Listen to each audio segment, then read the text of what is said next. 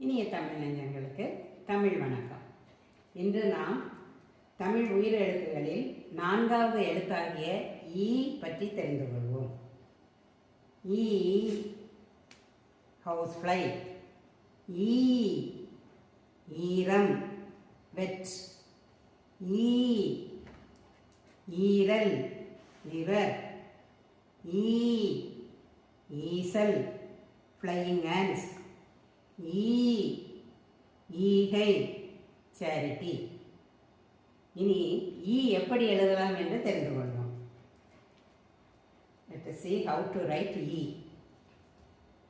முதல்ல ஒரு கோடு இப்படி போட்டுக்கொள்வோம். Draw a line. Then இன்னொரு கோடு இப்படி, another line like this. அடுத்து இங்கிருந்து கொஞ்சம் இடம் விட்டு கீழே இன்னொரு line.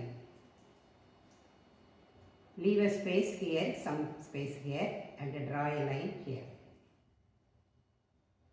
Now one dot here, next dot here. இது ஈ. This is called E.